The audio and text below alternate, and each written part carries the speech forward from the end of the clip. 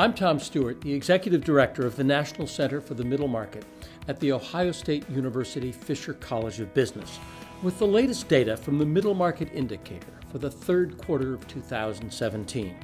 The Middle Market Indicator, the MMI, is a pulse check for companies with annual sales between $10 million and $1 billion a year.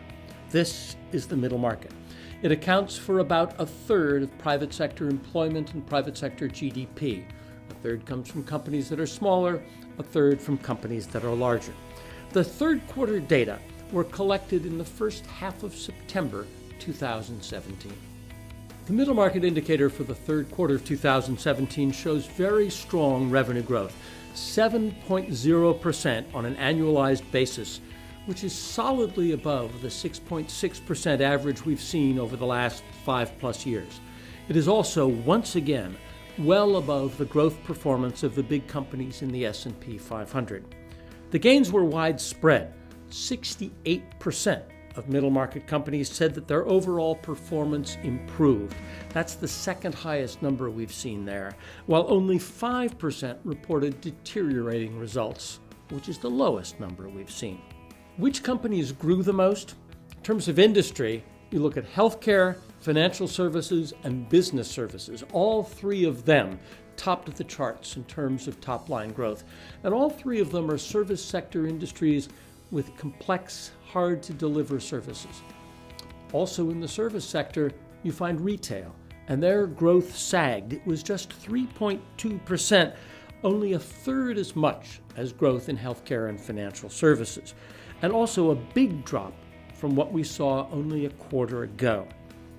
Now, in terms of company size, this quarter it was the middle of the middle market, those with revenues between $50 and $100 million a year, that grew the fastest. For the last couple of years, the fastest growth was in the biggest middle market companies, $100 million to $1 billion.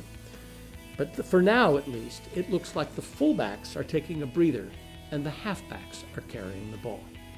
If you were looking for work in the last 3 months, the middle market was the place to look.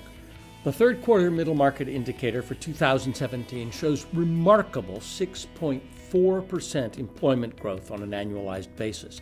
That's more than 5 times faster than job growth in small business and more than twice as fast as the growth in payrolls for big companies.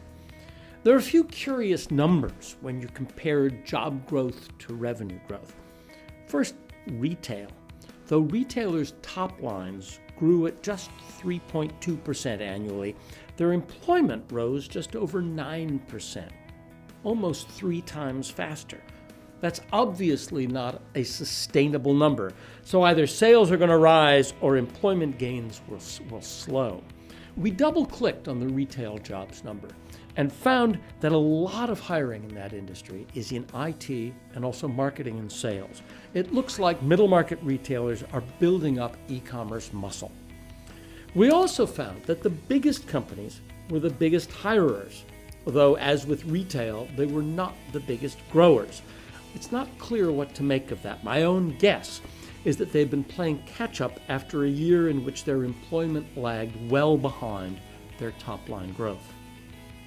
Looking at job creation figures for the middle market as a whole, and looking at the fact that the national unemployment rate is quite low, it's easy to see why talent management heads the list of middle market challenges.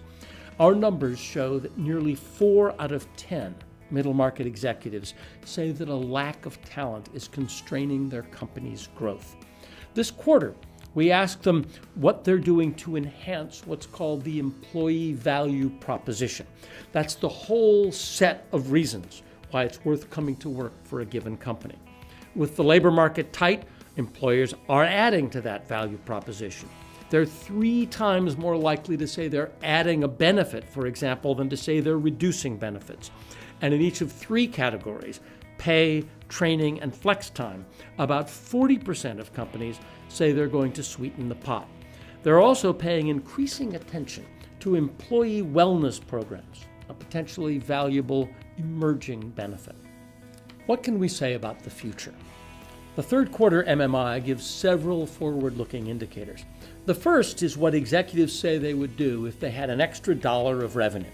This quarter, fully 70% say they'd put that dollar to work as opposed to putting it aside for the future. That percentage is typically a few points lower. At the end of 2015, it was just 61%. Then look deeper into that 30% who say they would put that extra buck aside. Of them, exactly half say they would put it into a war chest for future investments, while the other half say they'd save it as cash for a rainy day. That's the first time we've seen the war chest number as high as the rainy day number. If you go back a year, the ratio was 2 to 3, war chest to rainy day. Today, it's 1 to 1. And what are they planning to do?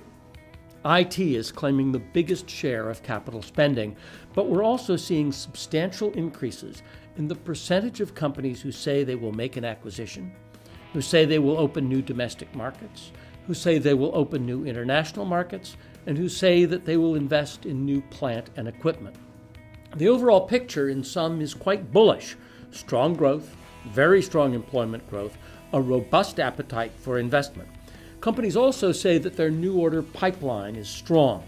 41% say their new order pipeline is fuller than it was a year ago, and that is 10 full percentage points above what we saw when we asked that question at this time in 2016.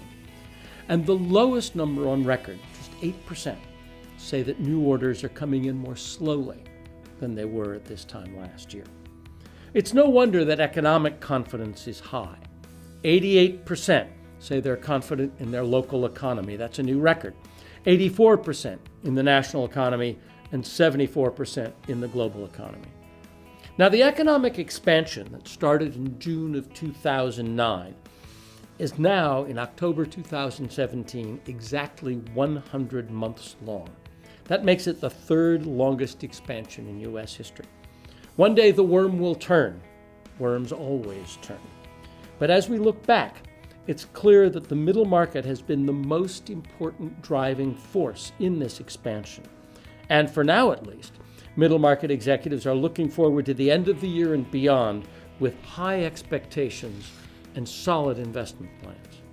Our website, middlemarketcenter.org, posts the entire middle market indicator, the data I've summarized here, the full report, and also the raw data for this and all previous middle market indicators. There's no cost. There you will find, in addition to the MMI, lots of other research from the center about such topics as managing talent, cybersecurity for middle market firms, supply chain management, and much more. The URL again is middlemarketcenter.org. For the National Center for the Middle Market, I'm Tom Stewart.